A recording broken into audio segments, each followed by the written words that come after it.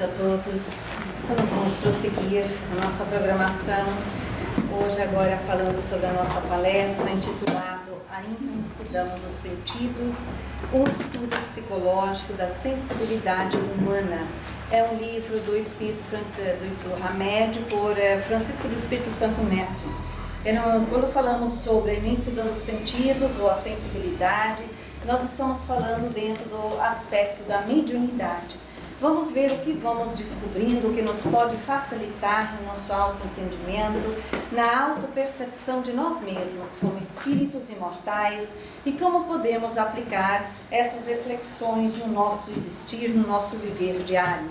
Partindo do princípio, Deus não poderia dar ao homem um guia mais seguro que a sua própria consciência.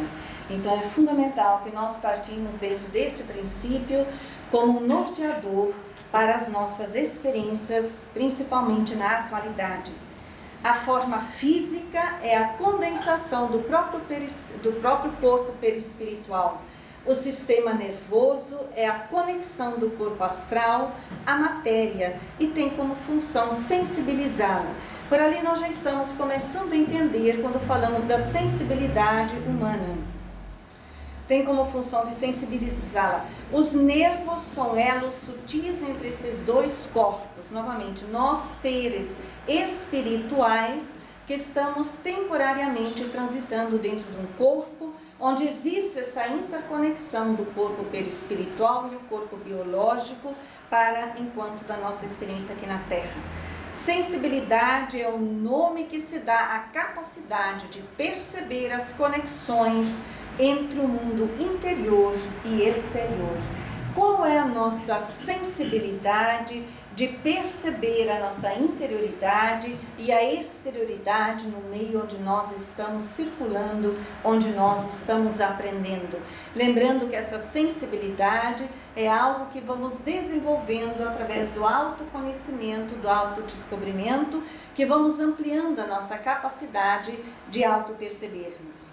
A autopercepção é uma atividade dos nossos sentidos. Novamente, remetendo na nossa interiorização para ampliar esse espectro de percepção de quem nós somos em essência e o que acontece conosco na nossa interioridade, na relação de nós conosco ou na relação de nós com os outros constantemente. Sentir alguma coisa não quer dizer que vamos manifestá-la ou colocá-la em prática. Significa que quando nós nos permitimos sentir, conseguiremos gradualmente compreender a nós mesmos. Então, Hamed nos orienta, nos ensina, nos traz a reflexão que é fundamental aprender a nos conhecer a nível do sentir.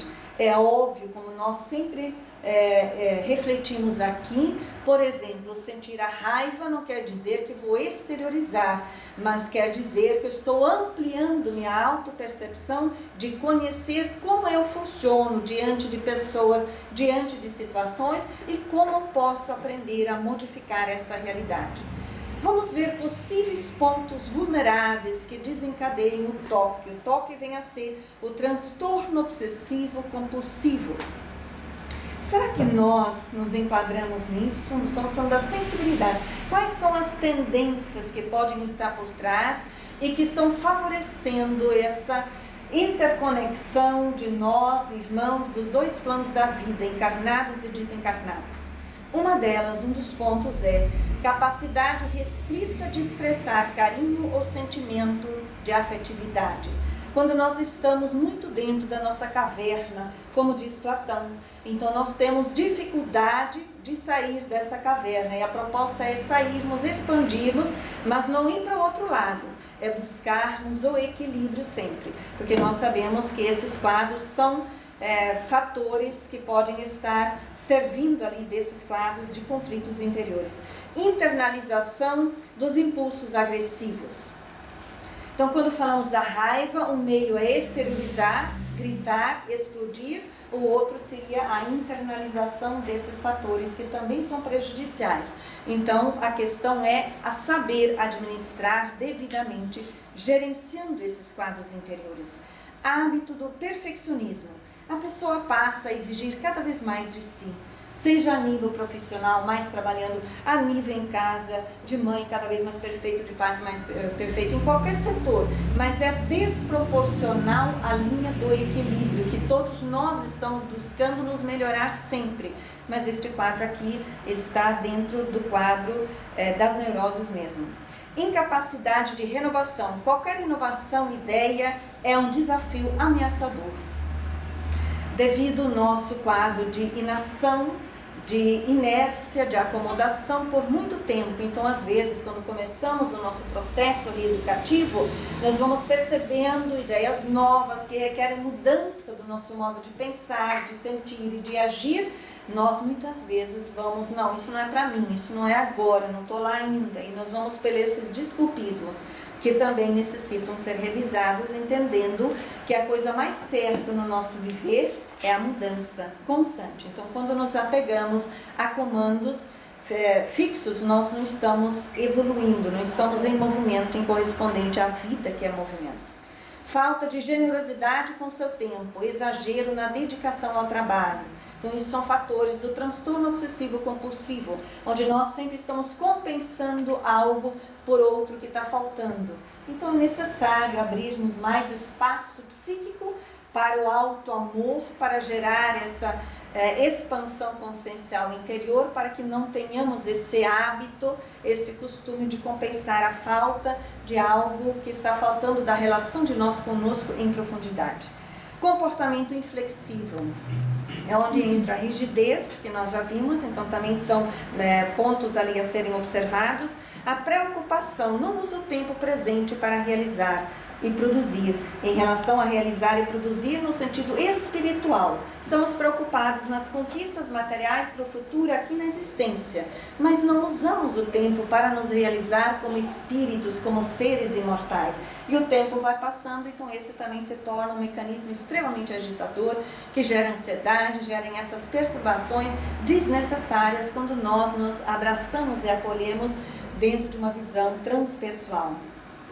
Lembrando que nossas emoções se corporificam, desorganizando ou reorganizando nossos tecidos internos. Exemplos: o medo nos dá uma sensação que nos aprisiona. O perdão nos liberta. Vale a pena conquistá-lo, exercitá-lo. A mágoa nos adoece. Hoje em dia nós já temos grandes estudos científicos retratando, evidenciando a influenciação das emoções desequilibradas por trás das doenças fisiológicas, enquanto que o amor nos cura a todos.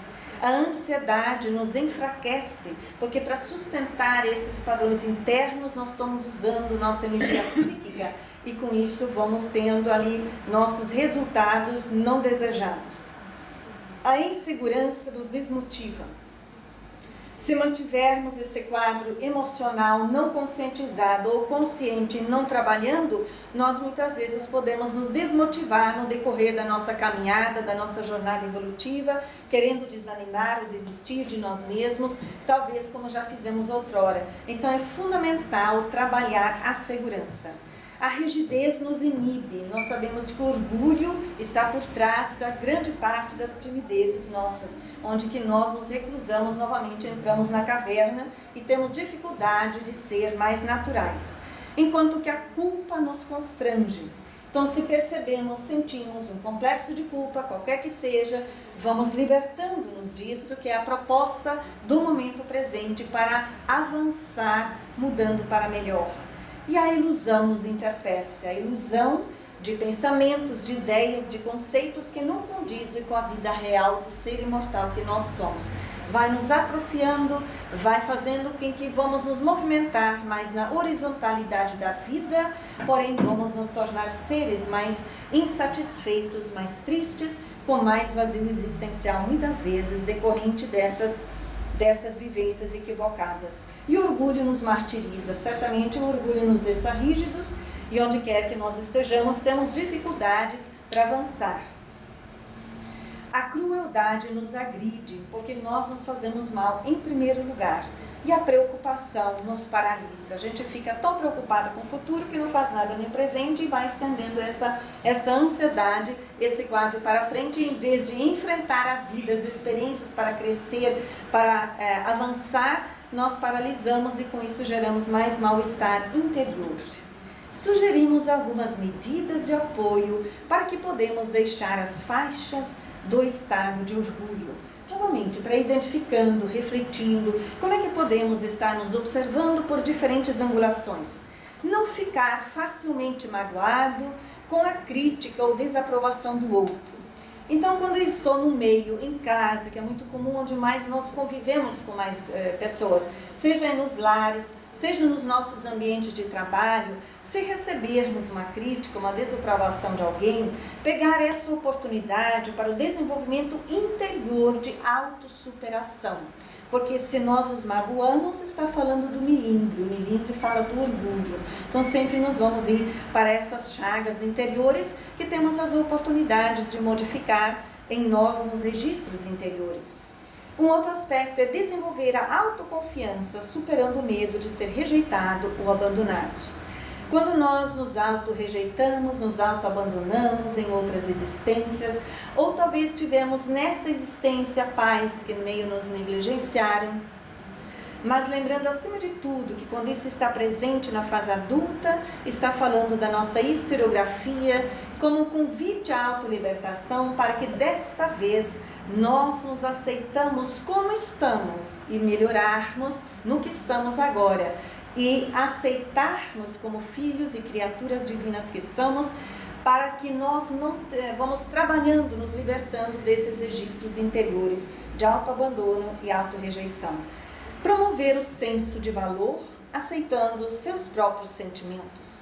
Quanto mais nós escondermos as nossas emoções negativas, menos estamos trabalhando para conquistar os valores reais que nos trazem sustentação de acolhimento como seres imortais, autoaceitando-se dentro das suas conquistas e dentro das suas vulnerabilidades, compreendendo que todos nós temos pontos fracos, e os pontos fracos são potencialidades de crescimento, portanto, não sendo necessário e não devem ser escondidas, e sim trazidas à luz da consciência para o trabalho subsequente. Estar aberto à aprendizagem, tomando decisões. Em vez de me congelar no orgulho que me paralisa no medo, na insegurança, que eu me acolho como criatura divina e vou saindo da minha caverna ou da minha zona de conforto, que muitas vezes está extremamente desconfortável, e começo a me ensaiar gradualmente nas experiências que eu temo para angariar experiências novas, geradoras de mais segurança íntima.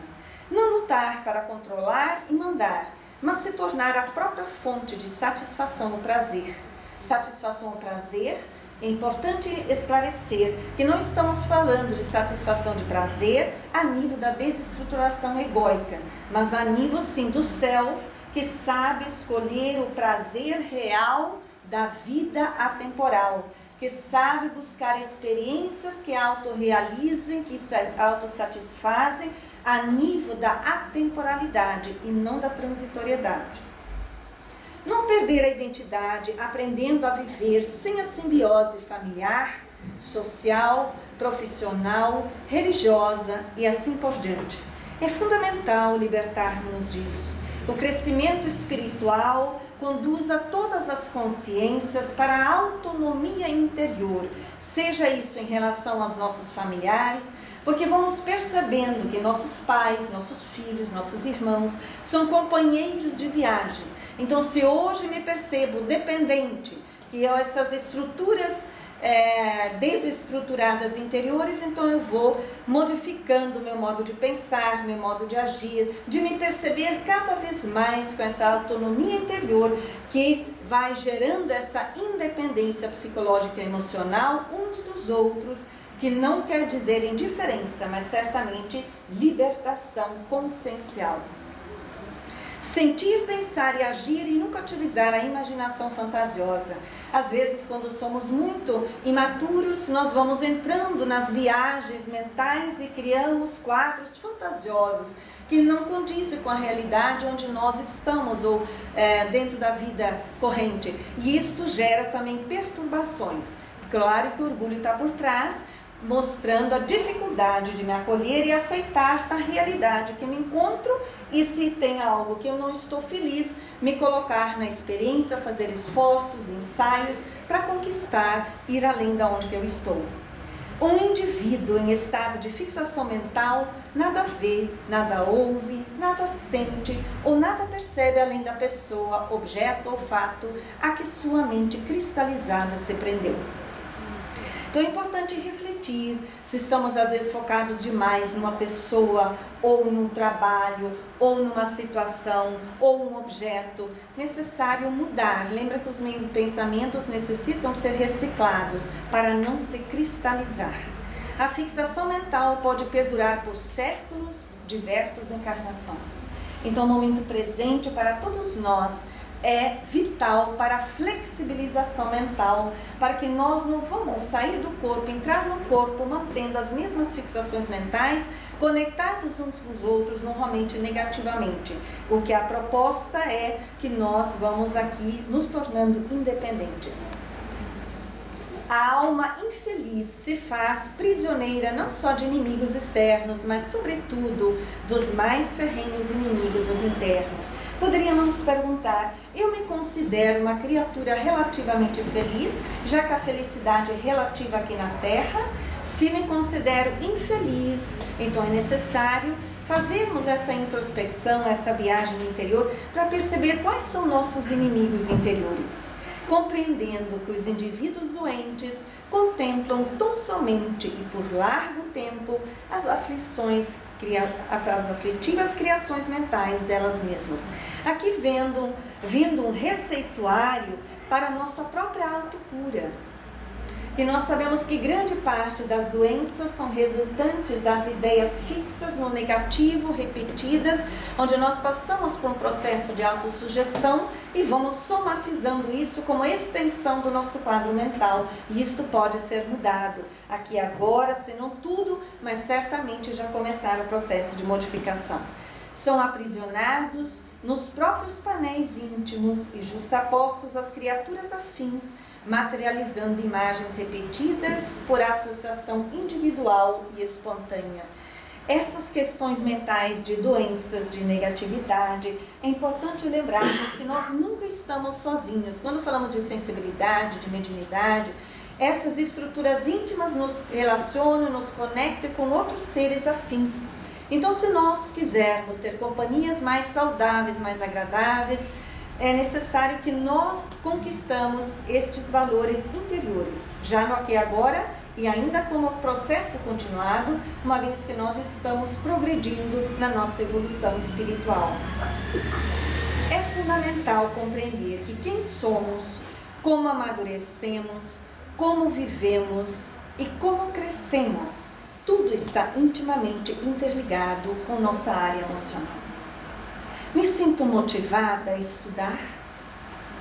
Me sinto motivada a me autoestudar? Me sinto motivada, engajado a avançar na conquista das virtudes? Mesmo as que já temos, mas expandi-las, porque todos nós necessitamos, tipo, me tornar um espírito mais disciplinado comigo mesmo, com a vida, me tornar um espírito mais organizado na minha proposta reencarnatória perante mim, perante o meio onde a vida me situou, onde eu estou para contribuir positivamente? São algumas das reflexões. Nossos pontos fracos nos tornam vulneráveis à ascendência dos espíritos ignorantes. O obsessor não causa fascinação, apenas se aproveita dos núcleos mal elaborados da psique humana, agravando o desajuste já ali instalado.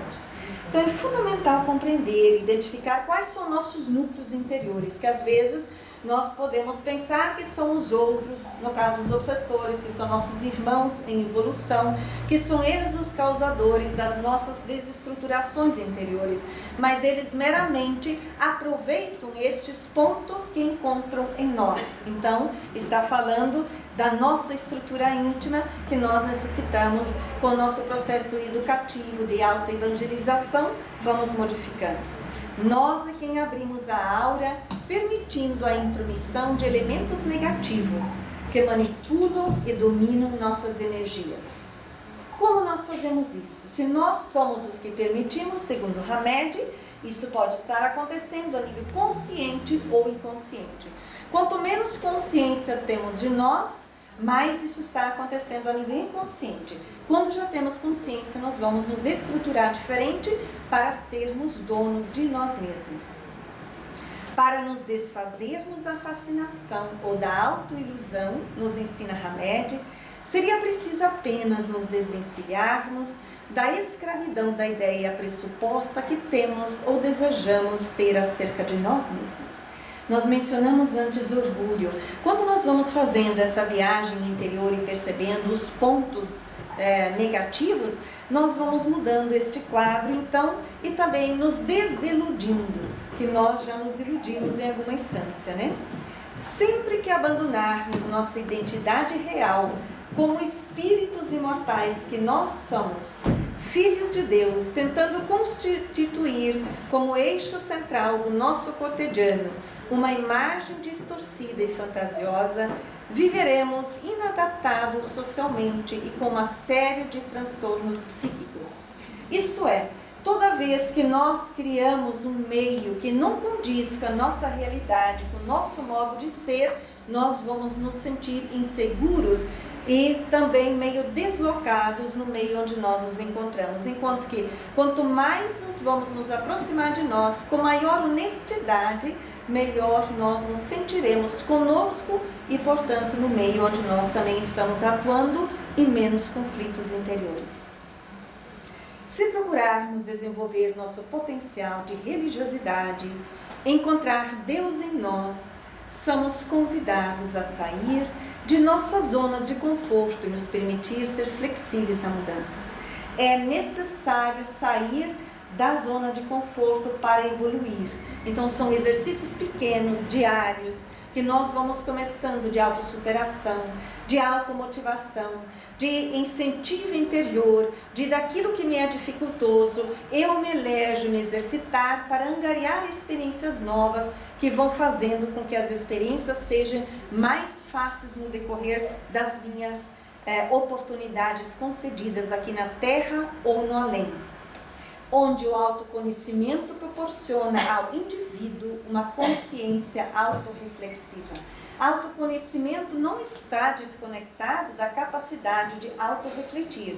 Se eu não tenho desenvolvido a capacidade de autorreflexão, porque o meu autoconhecimento eu estou um tanto paralisada. Eu posso falar intelectivamente, mas eu não me aprofundei mais para dilatar a percepção interior.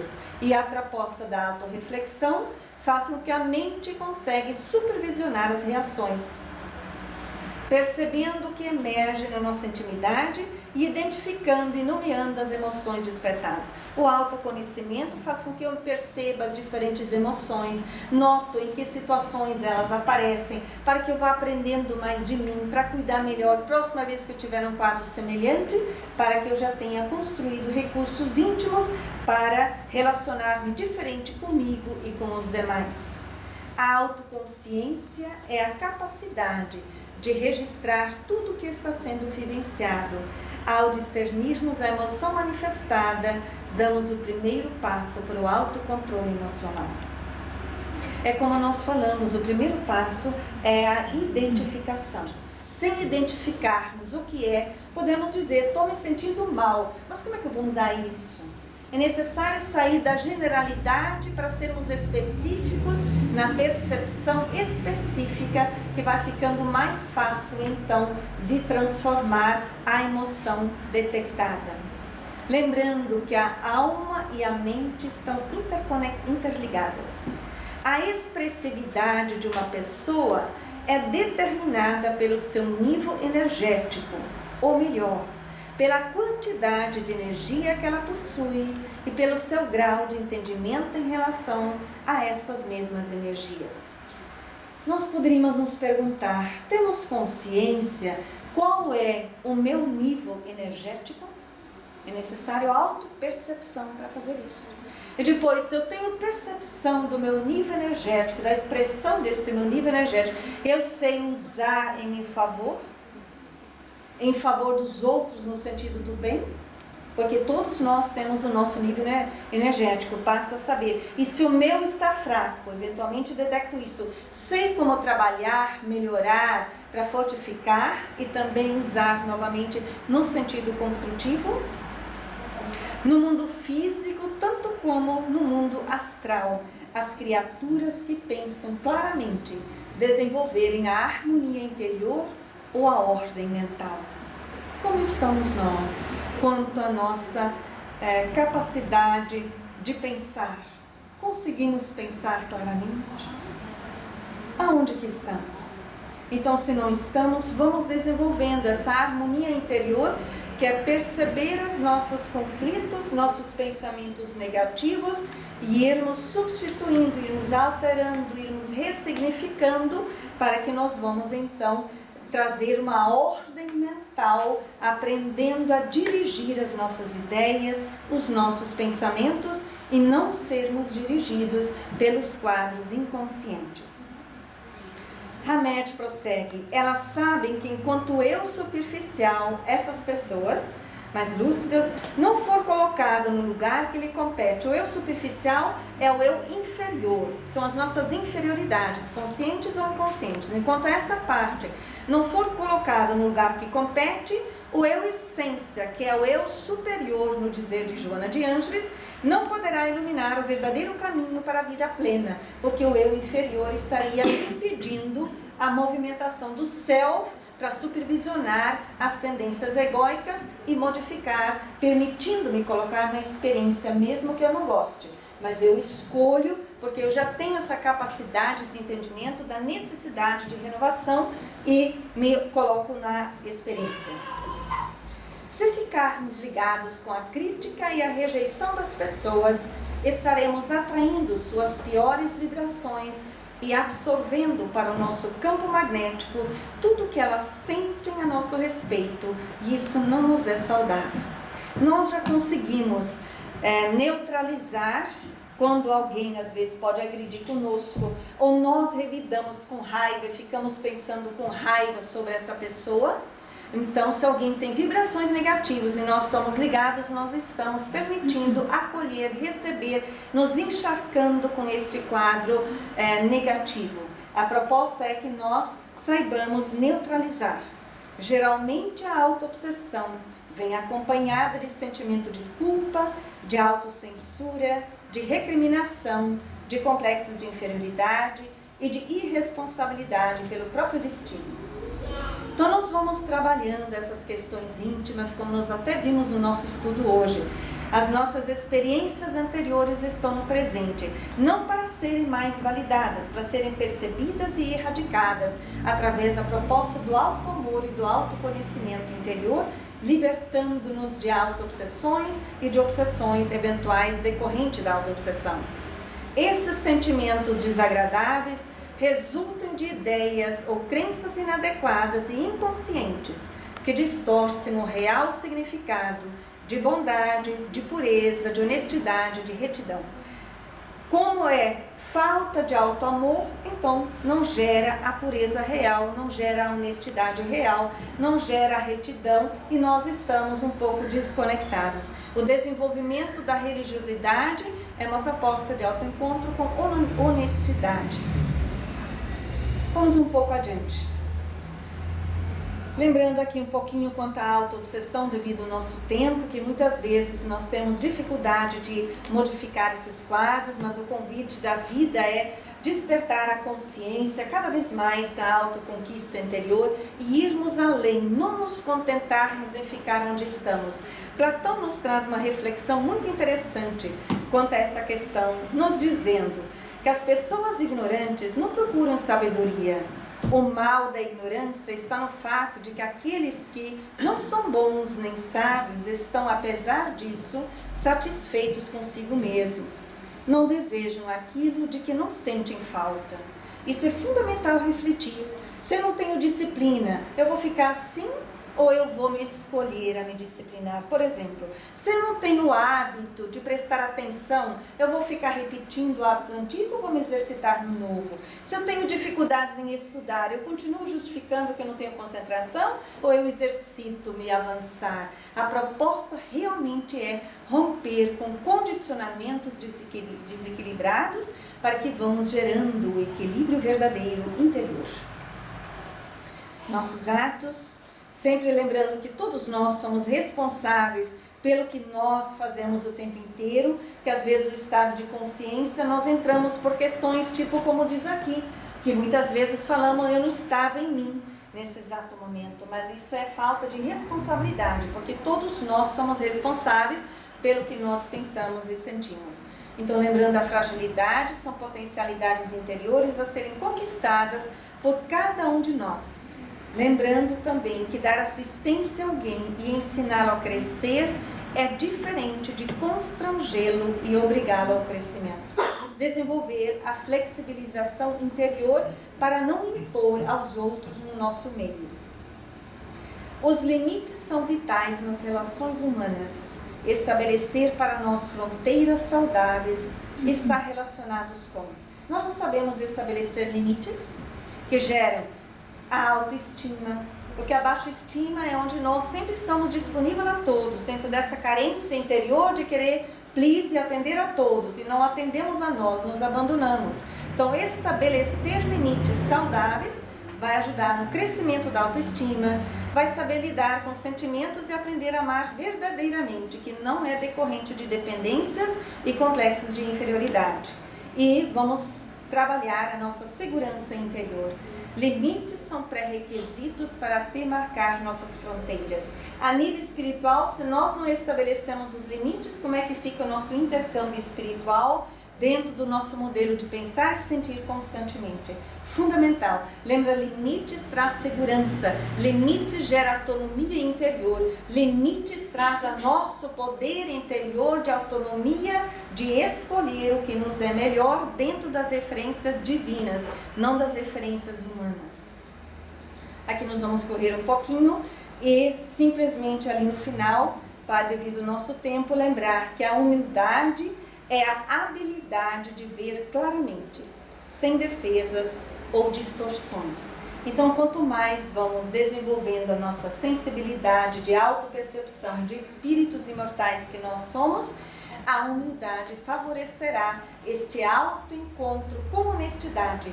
E, como é com humildade, nós teremos maior facilidade de desenvolver o auto-amor em nós, nos escolhendo a sermos melhores hoje do que ontem e amanhã melhores do que hoje, sempre nos automotivando, nos autoestimulando, cientes que todos nós trazemos os recursos divinos da autossuperação. O que é necessário é nos esforçar, nos movimentar, nos treinar nas referências novas que são libertadoras de consciência, geradoras de alegria, de bem-estar em nossas vivências, seja na terra ou seja no além. Muita paz a todos.